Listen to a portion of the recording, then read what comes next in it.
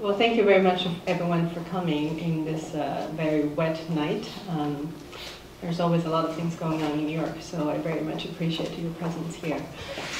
Hopefully, tonight we can show you and maybe talk about some things that you won't find on the internet that will be worth your time to come. And one of the things I want to talk about is maybe the introduction of our studio as a collection of wonderfully committed and diligent and inspired group of people. A lot of them are here tonight, scattered here, so I don't know where they are, but I want to name a few. Elias Papagegio, who started with us from the first day of the conception of the studio. It's being a very important force in the studio. Ted Gab, also somewhere here should be, has been with us also from our first winning competition. And Niall, Andre, Maria, Pietro.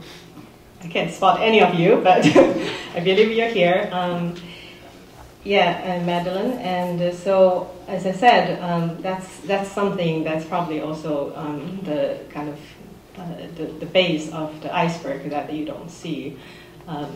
That's very important for us to be able to sustain that body of research and energy under the table.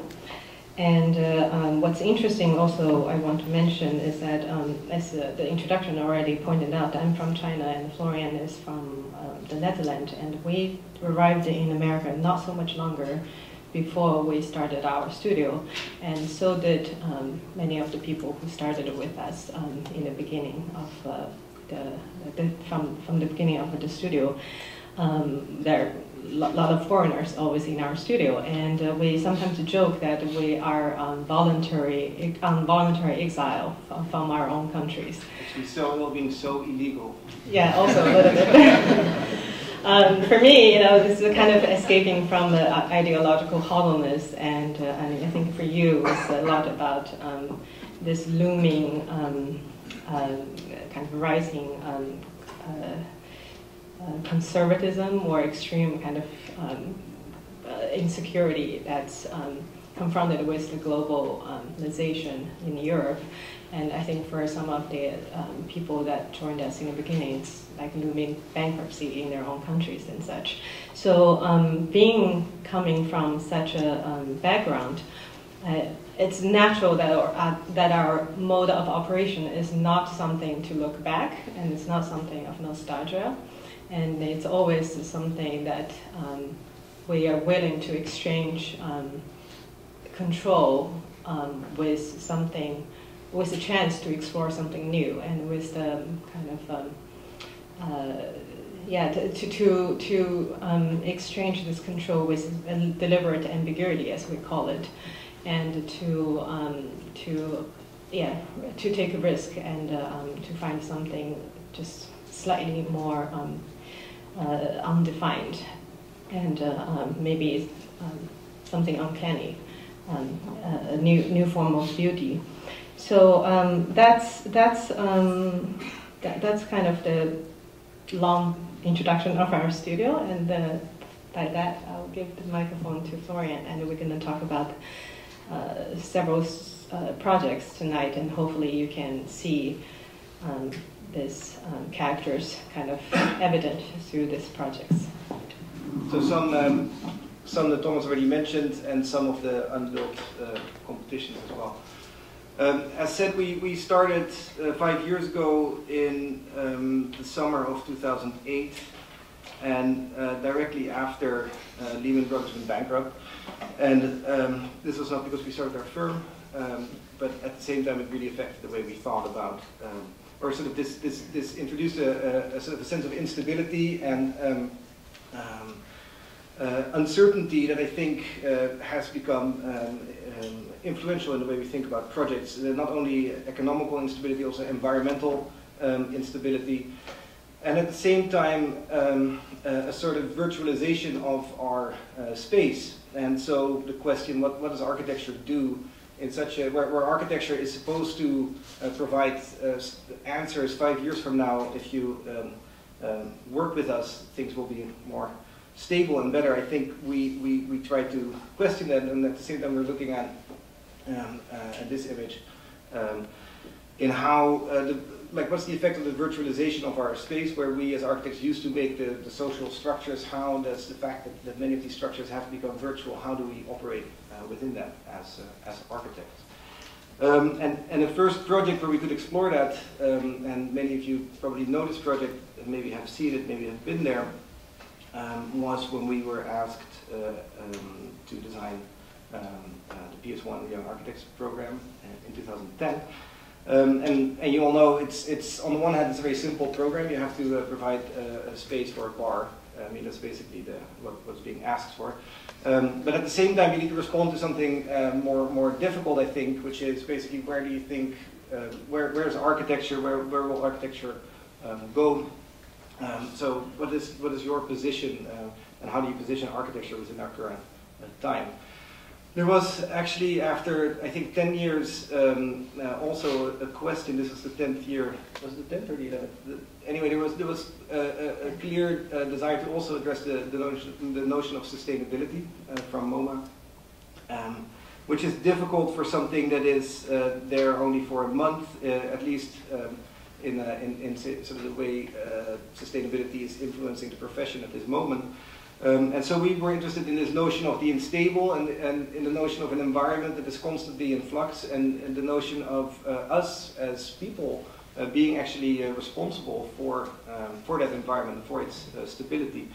And so we started to look at unstable structures as an impulse. We started to work with something that is not static, not something that is not framed. We were interested also in responding at the same time to the notion of the MoMA in a sense as the treasurer of the modern movement, of this idea of that through design we can control our environment. We actually took some cues from here, Oskar Schlemmer dance, pole dance, which he in the 30s wrote this piece of choreography which examines the relationship between the body and structure. It's a very beautiful piece, basically the interaction of us as human bodies with structure. And we wanted to see in these unstable structures, how do we as people behave.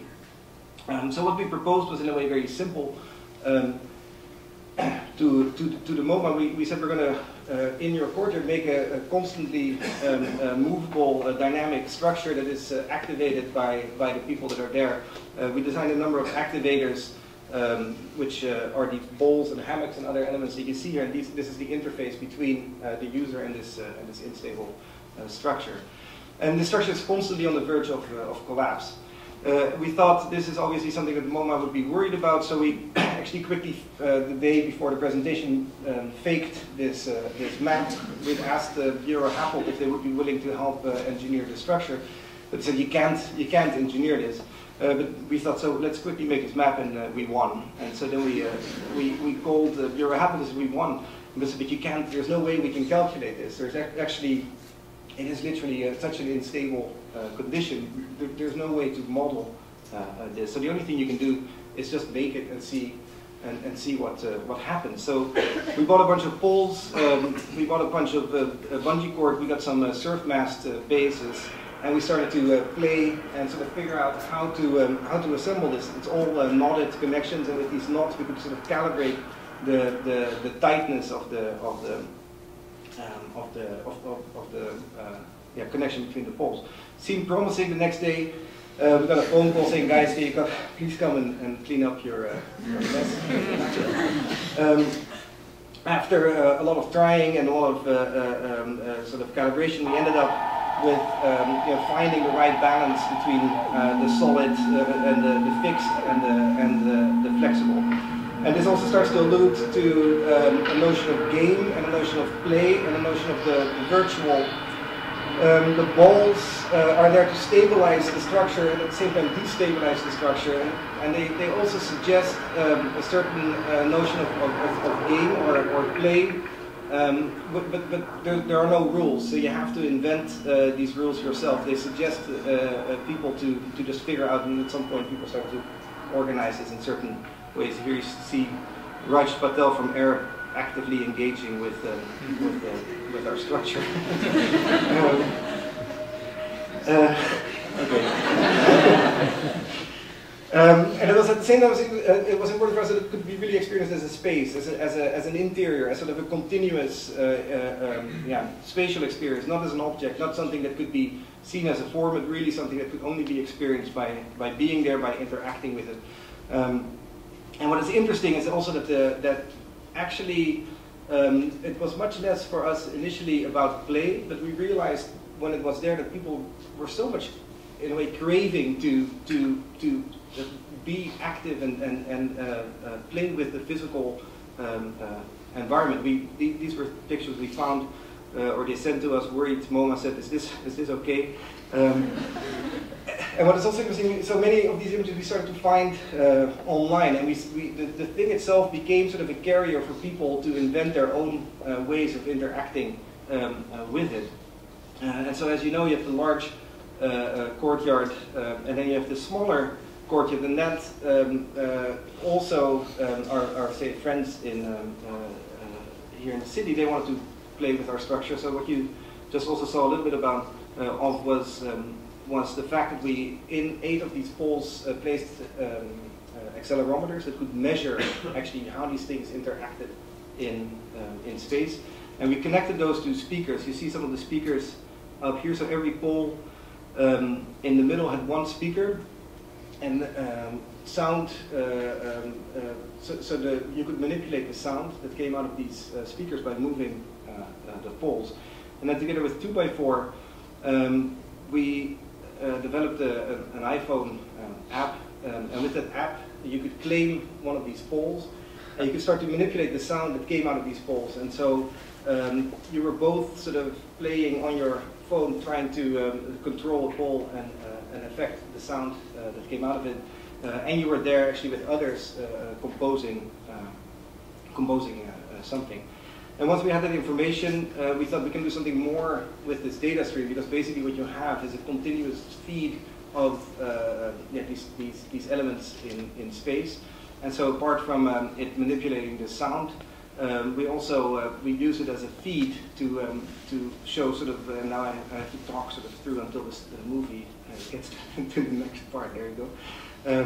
So there was a level of play, and then there was a level of watch, and so you could actually see you had a live stream on your phone of how this structure was being played with, even if you were not there. So I could call my mom and tell her, look, I'm here shaking this ball.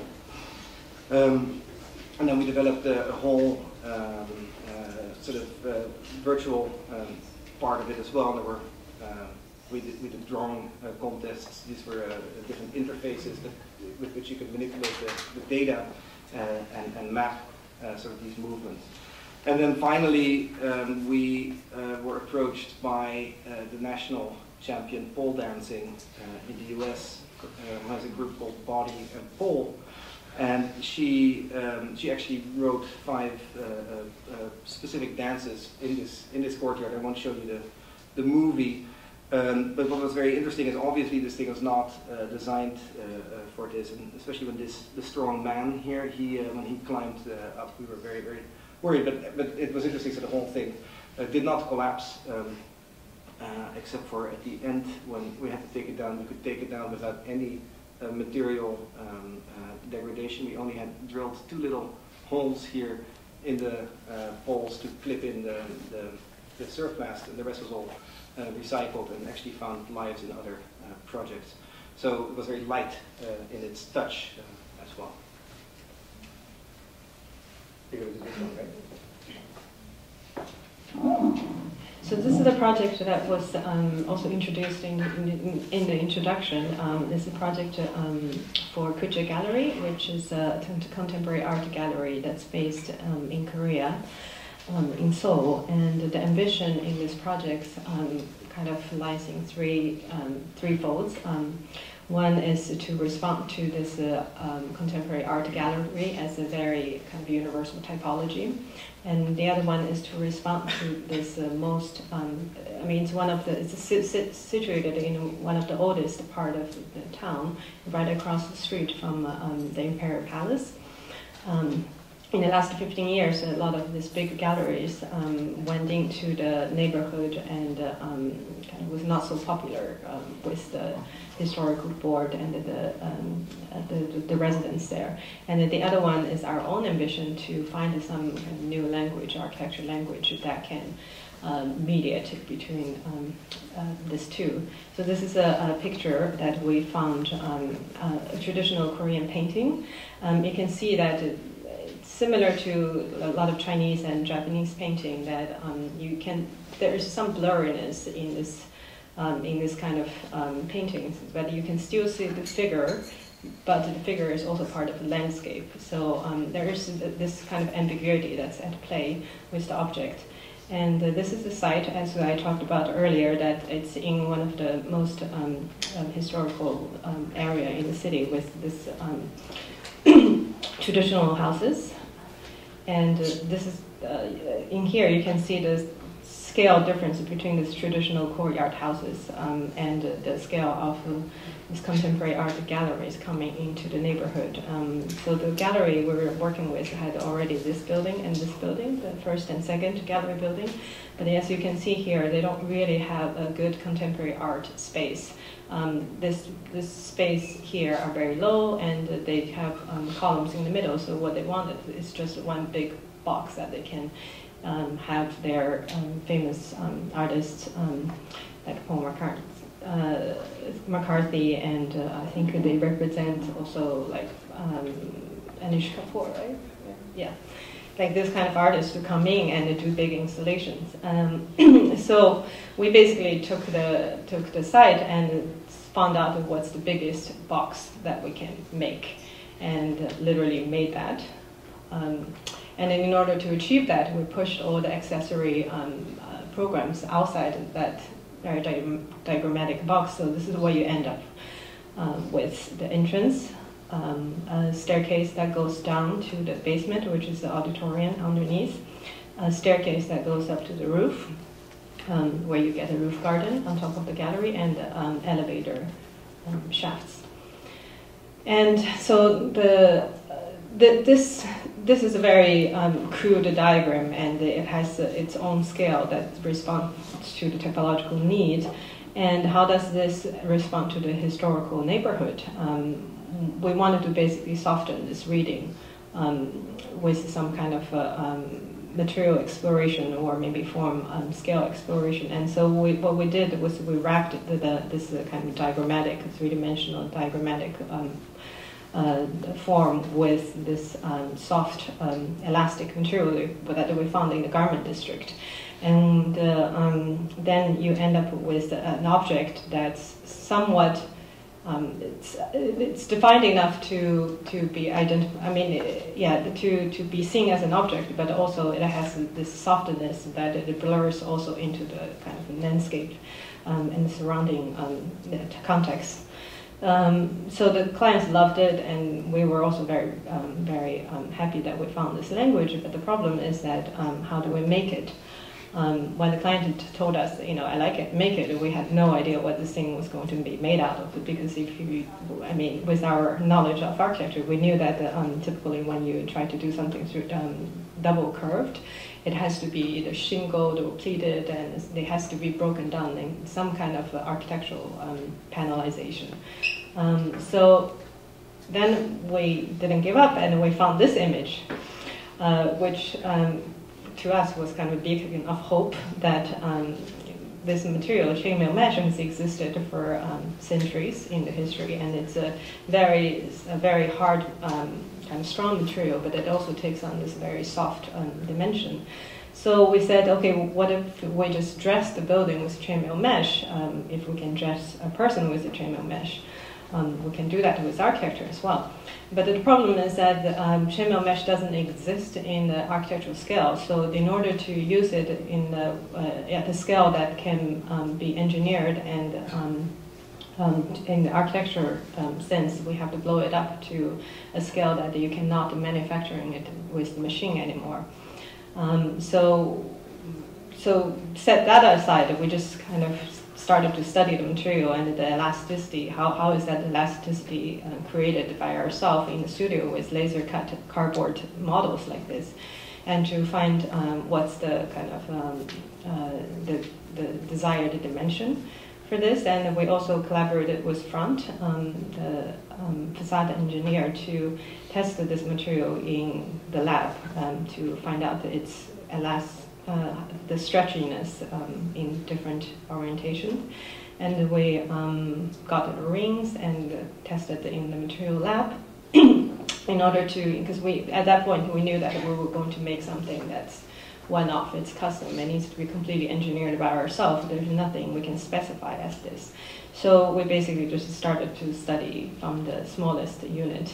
And then we put it in the computer to study the behavior of this on our building, such like this. But still, the problem is that who's going to make it for us? Luckily, eBay doesn't work so well in Mexico, but Alibaba works very well in America also. And so we went on Alibaba and we basically typed in ring mesh, and we found a woman called Ring responding to us, and we started chatting with her. And soon enough, there was a basically 3 meter by 1 meter sample that arrived in our office that was very promising within basically 2 months. So we said, okay, it's like online dating. At some point, you have to go and meet that person to be sure that this is the one you want to be dating with, right? So we went there. It's a city called Anping, and they call themselves the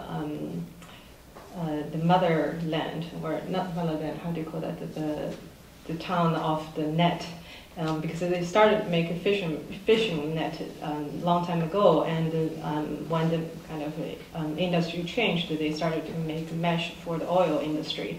So this city has, or more like a factory town that has 2,000 factories that all manufacture mesh, but there's no kind of city there. You know, there's no infrastructure. There's no there's nothing kind of civic about the place. It's just a collection of 2,000 factories. There's no school and no hospitals, and so that was a pretty stunning kind of place to arrive in. And what we found, the factory of Ring was basically composed of 4 people, and this one guy was the one responsible for welding our sample. And so when we arrived, he was still trying to finish up the second sample that he was going to make for us.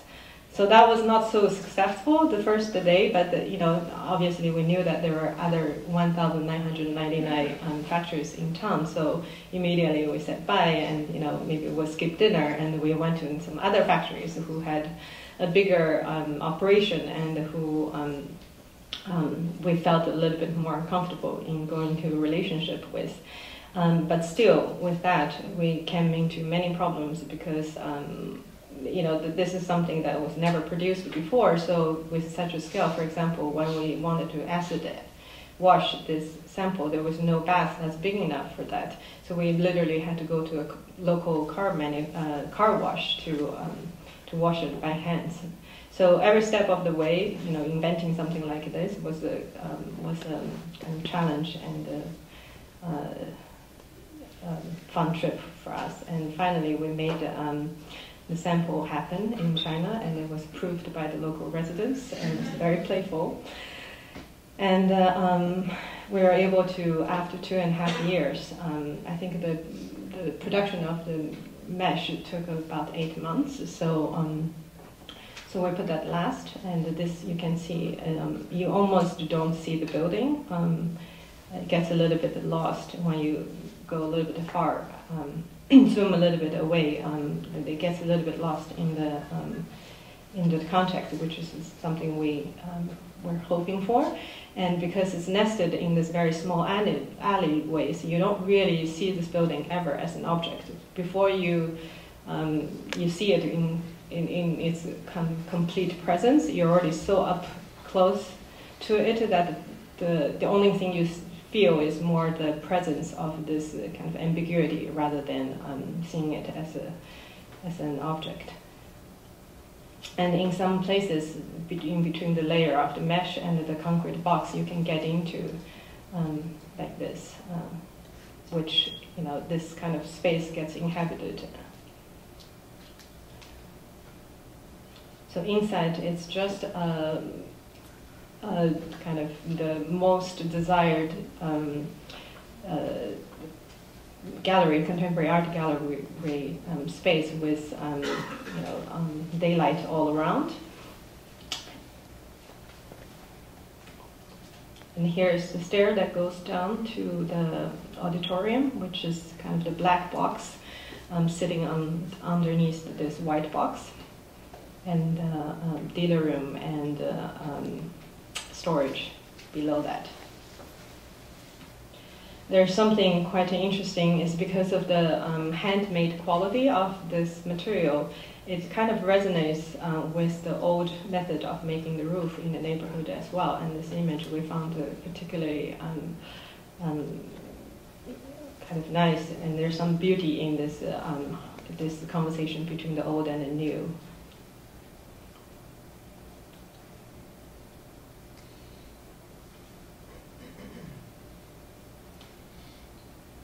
Oh. We're going to skip that. Yeah, let's skip this.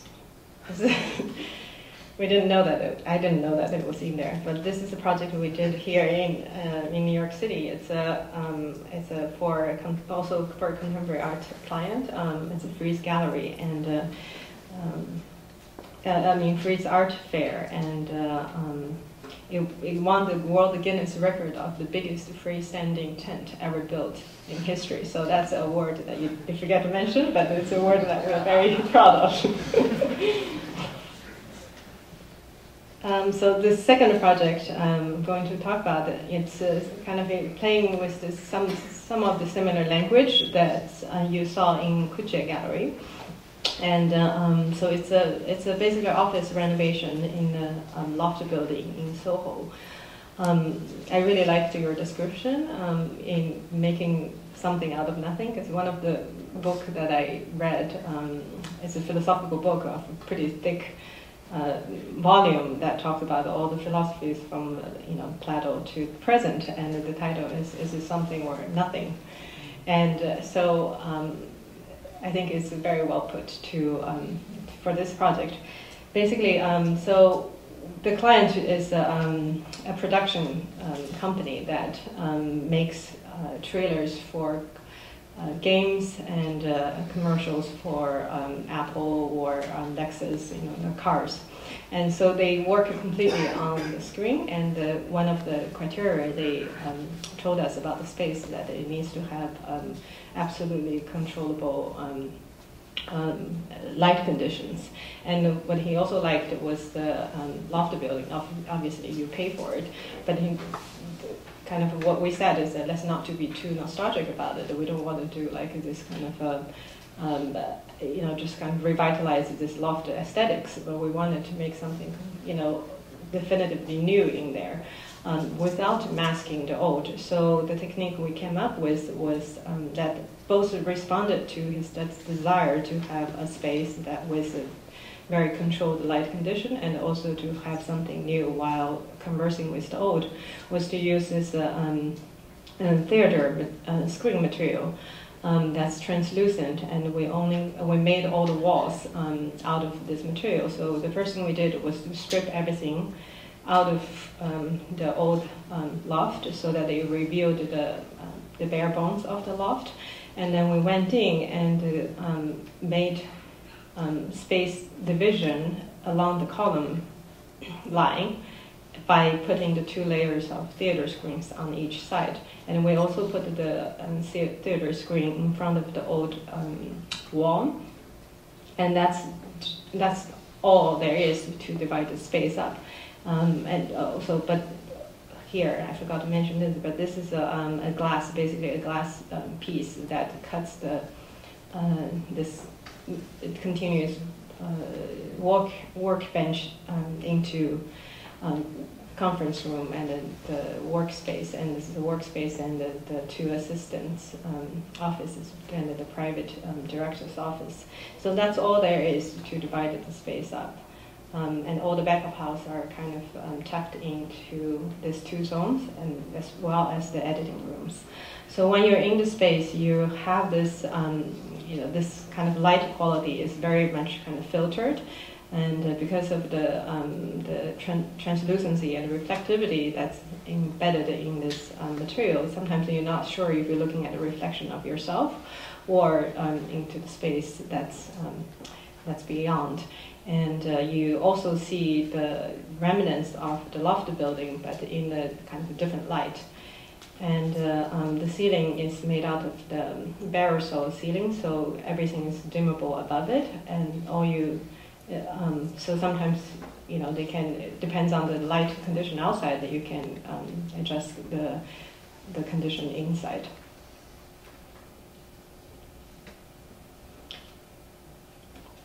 Here is the conference room that's divided only with these thin sheets of glass. And those are one of the 3 editing bays that is a completely different condition than the workspace outside, which is lined with this thick felt, rippled.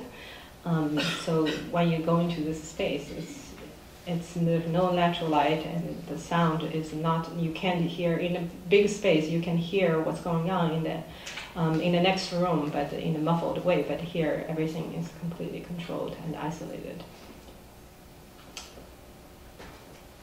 So now 3 projects from the bottom of the iceberg. This is a competition we recently became second in Hasselt, Belgium. Belgium, you probably know, is a country south of Holland. Hasselt, you probably don't know, is a provincial town in the north of Belgium, and the capital of the province of Limburg. And basically, the institute for which this competition was called Z33 is the main outlet for anything, for all the funding that the province has for arts, or for contemporary arts, the visual arts.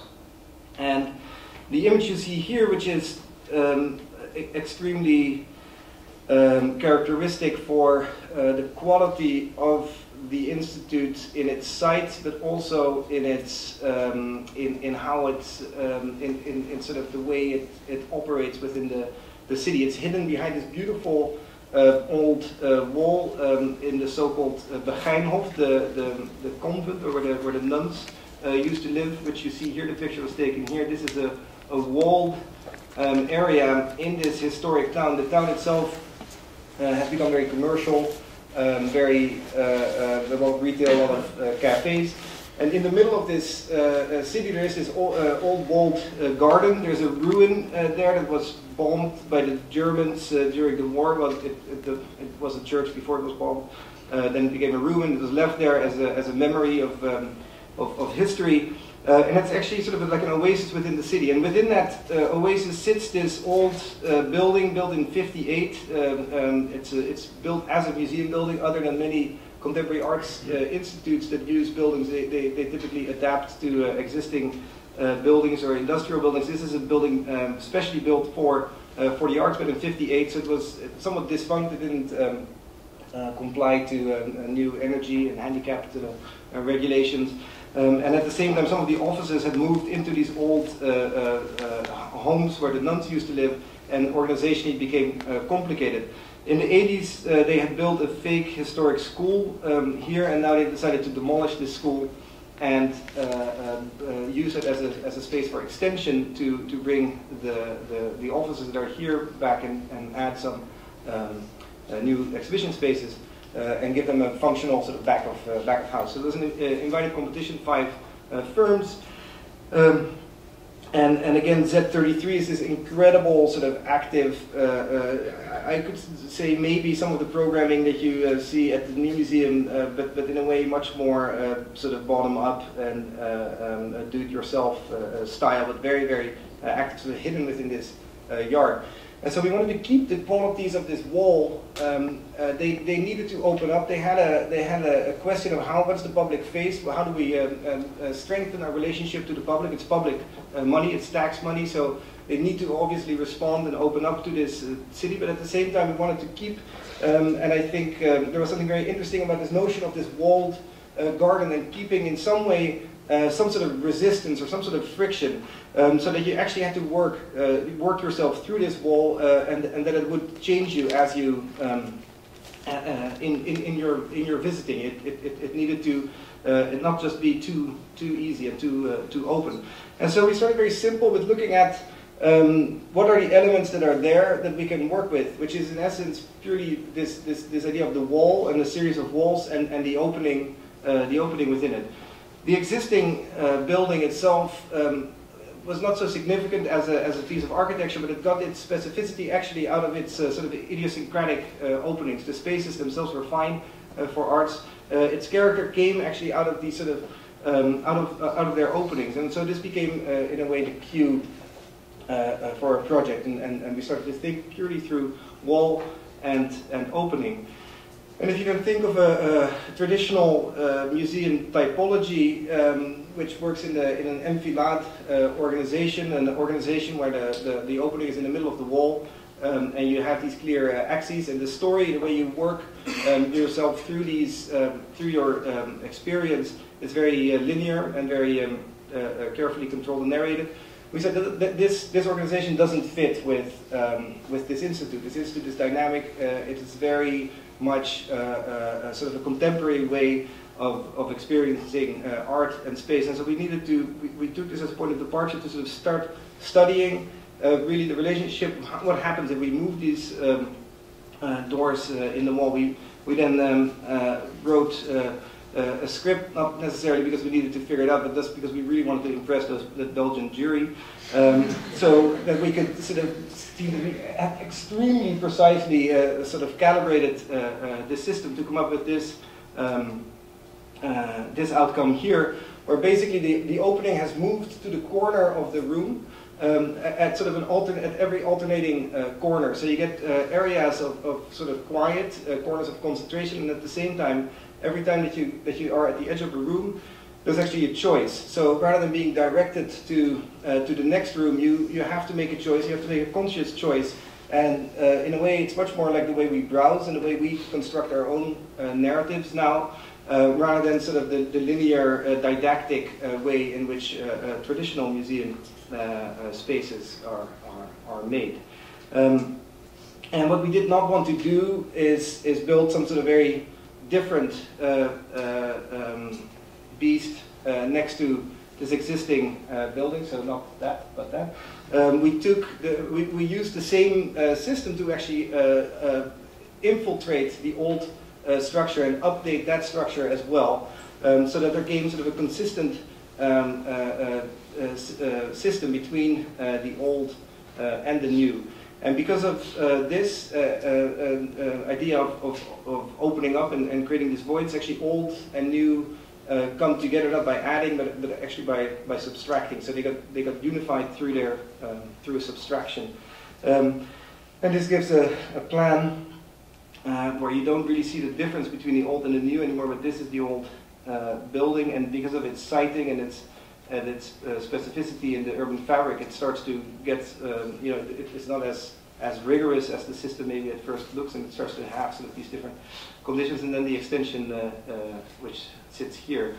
You enter on the oblique, so there was a question for a new opening towards the old city, but we did not want to make this a very just open, transparent place. There's actually sort of an exterior courtyard gallery, a sort of a thing you have to transgress before you're able to enter into the hallway. And in a way, rather than making very specific, specifically answering to their programs, because they're such a dynamic organization, what we gave them with this intervention is sort of a catalog of spaces, hallen, that can be used for their changing program. So the very systematic operation basically generated, I think, like 24 specific rooms because of the way you enter, because of their proportions, and also some of them we gave daylight, so skylights.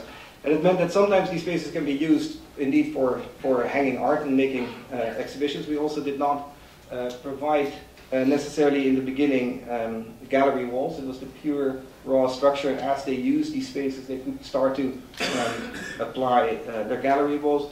But it can also be used as a learning or a library, like a didactical space. And this organization also allows you to sort of cross program different exhibitions. So here you see maybe sort of a standard, because they always had sort of multiple shows going on. The opportunity of this system allows for sort of a checkerboard organization where you can have two concurrent shows that have a relationship with each other and that sort of weave through each other. So you can actually choose sort of how you experience these different shows concurrently or separate, and curatorial as well.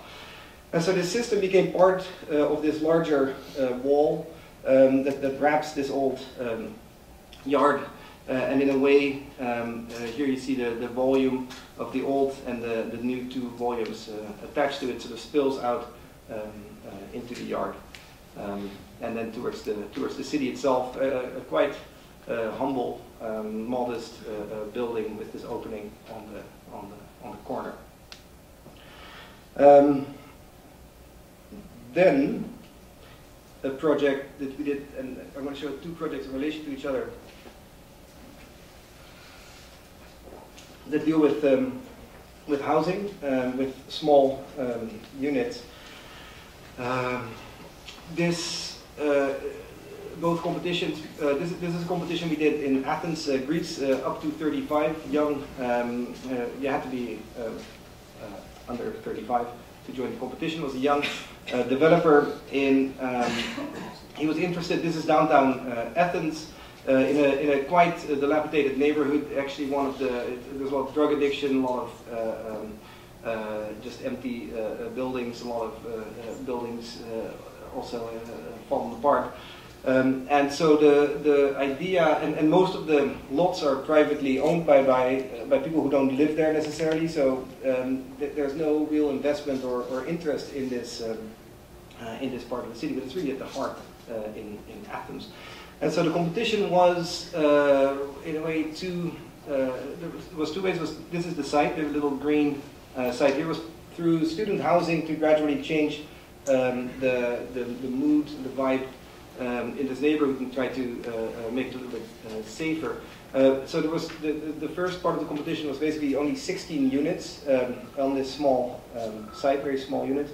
But apart from it being an answer specifically just for this site, there was a question of how can your proposal be a typological answer that can also operate maybe on sites around this site as well, so that the developer had an opportunity to approach some of these individual lot owners and in exchange for a unit built on their site.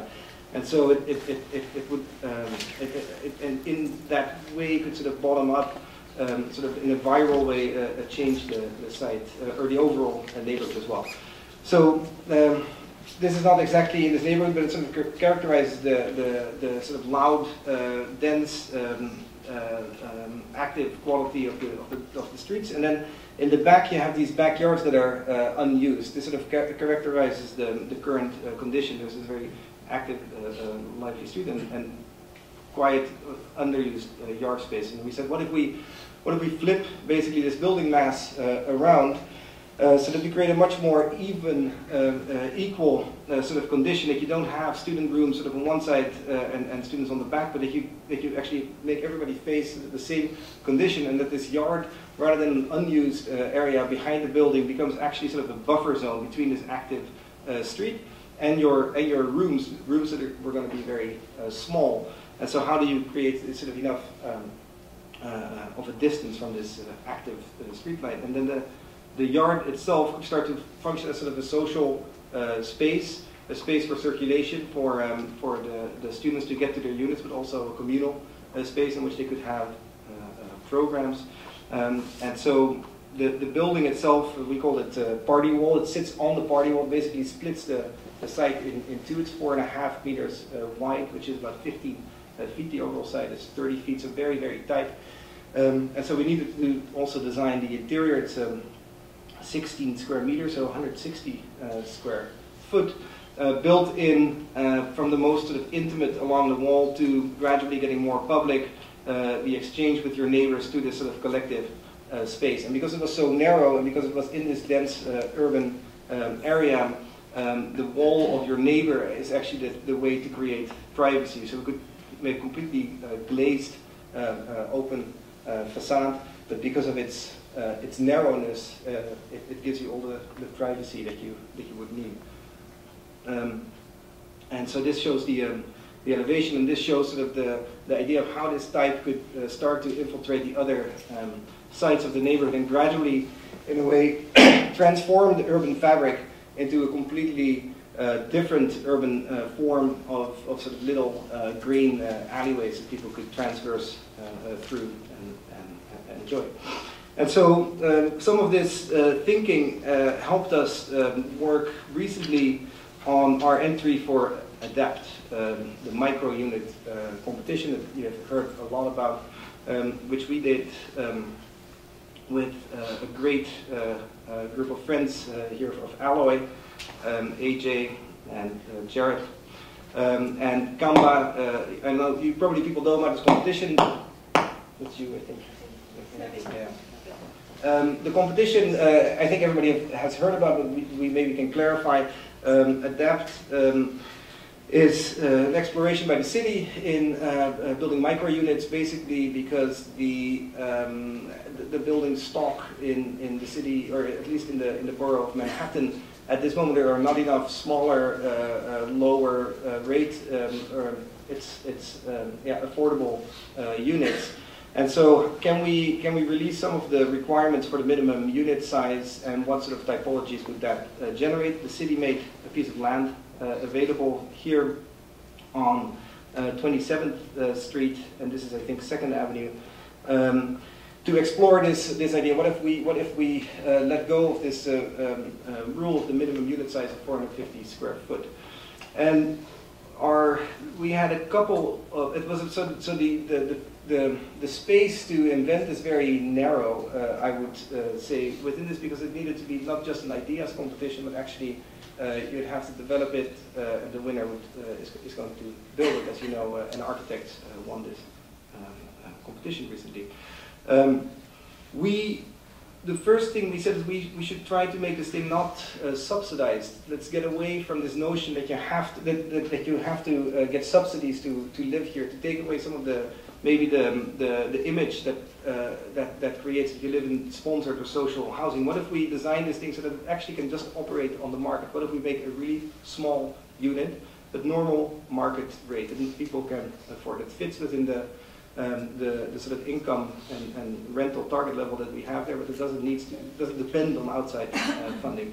And so we really went to see what is the smallest unit we can make, what is the most efficient unit. And Ted here from our office puzzled very, very carefully until I think there is the only, so it's not accounted for, I think 4 square inch of space that is not required by code. This is mostly ADA and building code for minimum room dimensions. And it gives us a 208 square foot unit. And we, rather than making this sort of a Swiss pocket knife where walls and other things can come and fold and change, we said, let's make a very, relatively well-finished, high-quality space, very simple, well-crafted, but it just feels open and light. And let's try to challenge some of the conventions that exist in efficient market housing. Can we get rid of the double-loaded corridor, which is a very dreadful experience? Basically, it takes a very long time before you feel at home because you have to go through this incredible, dreadful double-loaded corridor experience. Can you actually feel at home the moment you enter the front door, and make it open and light, and make the experience of being in your building, being at home, and your room just being in your room, rather than having to work through this maze? So we took a very, I think, ambitious move to design as a single-loaded corridor that allows for sort of light on both sides. If you don't have a lot of space, at least have a lot of light. It was sited in a relatively green environment. So let the site come in. And then the qualities, the perks, so to say, are in other places of the building. So there's a joint public roof. There is storage space, mini storage downstairs, and there's also a work club. So everybody who lives there has access to workspaces, shared desks that we could also rent out to outsiders to help generate this model. And then obviously exterior spaces both on the corridor side and on the balcony side.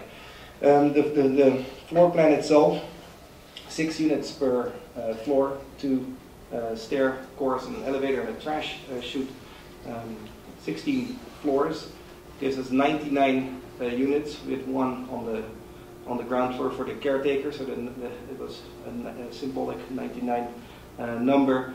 And then the facade south facing, we used the balconies to provide shade. We made it 50% open, thick insulation in between, so that we achieved a high level of sustainability. It didn't need centralized air conditioning. We could have all sort of local units. We worked on the environmental aspects quite diligently as well. But then also offering, for instance, floor-to-ceiling glazing that does expand the space outside and gives you a sense of openness. The only sort of alteration that needed to happen to the building code was this little piece that didn't fit within the setback requirements, but that was some of the liberties that you could ask for in this competition that they were trying to explore, and where the city was trying to inform themselves how something like this can become a new typology, not just on this site, but also on other sites within the city. And then a facade that starts sort of stable and gradually starts to destabilize. And then I think you're going to bring it home, no? Sorry. Yeah, I think it's exactly 9 o'clock now, so I will not talk too much about these last 2 projects. So they're kind of desserts. It's 2 kind of installation or multidisciplinary projects that we also sometimes do on the site. The first one is called Transhistoria. It's a project that we were invited by the Guggenheim Museum to work on. They invited 5 artists and architects and musicians in the city to focus on each of the 5 boroughs to find the stillness in the city. And we were assigned to have Queens, and the place specifically was Jackson Heights, and this is a picture of Jackson Heights. So, as you might imagine, a lot of these projects are very limited budget, and we knew from the beginning that we probably could do something very, very small, or very, very, ephemeral as a structure, or we can think in a completely different term. So we basically looked at the question that was asked: how do you create space of privacy, and how do you create a space that's that's of stillness and quietness in this kind of robust city? And that's kind of the question that you sometimes ask for architecture as well. So kind of foregoing the architectural material or structure as we know it, as the architecture definition, what are the kind of tools at our disposal to be used to create a space as such? So we focus on the idea of the language, and the idea of a common exchange, and the idea of narrative. We asked basically, I think 10 writers. They're writers, but some of them are also like priests or like rappers, musicians and poets and stand-up comedians. But they use words in their profession and in their life to write 10 specific stories about transitional narratives, and it could be about themselves or it could be about other people. So we specifically didn't want to use the text that's pre-existing and that's familiar. So it's not so much about the content of the text, then it's more about the fact that you're exchanging something in language, and that by itself is is enough of a tool to hold the construction of a space together.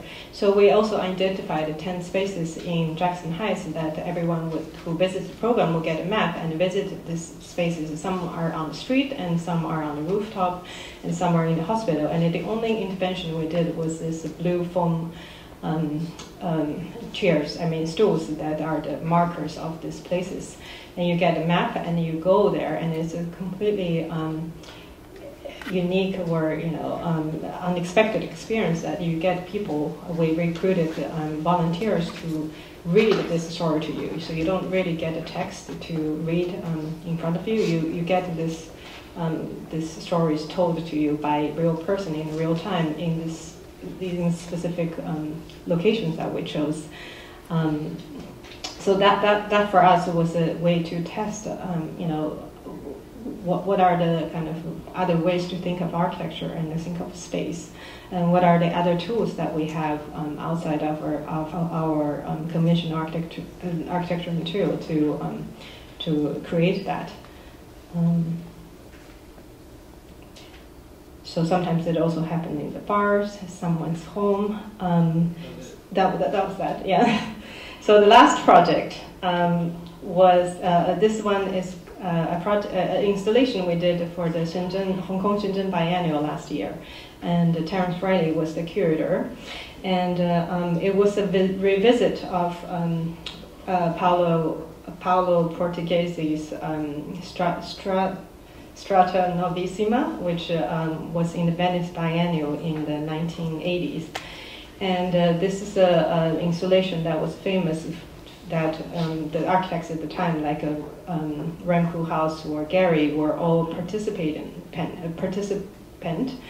And then they created this kind of postmodern facades that line up this street.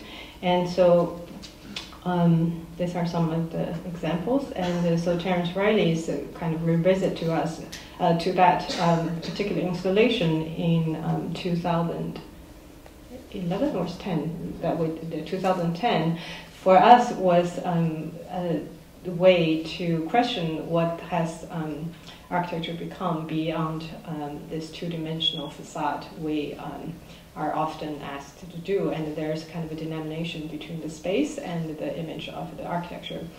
And in contemporary practice, a lot of times two completely different architects doing these things. And so the space was very shallow, and all we could do maybe is like a kind of show booth with our models, but kind of resisting doing that.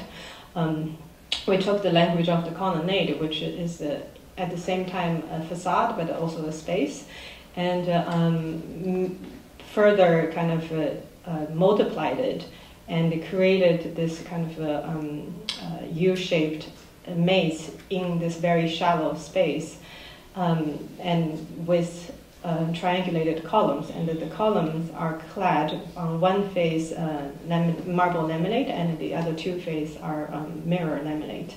So when you are kind of passing by this installation, it looks like a colonnade, and there's a marble kind of marble surface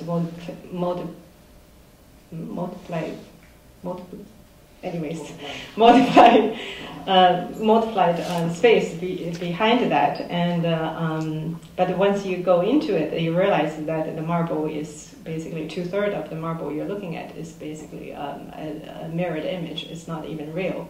I mean, not that the marble laminate is real; it's also fake. So there's this play of what you see and what it is. So depends on which, although they all look like similar in kind of front spacing, but if you walk in, the depth is completely different. Depends on which opening you go into, and so it looks like a three-dimensional space inside, but only when you go in, and then when you turn the corner, you realize that your own reflection is also in this kind of a marble image, and then you realize that half of it is just a reflection.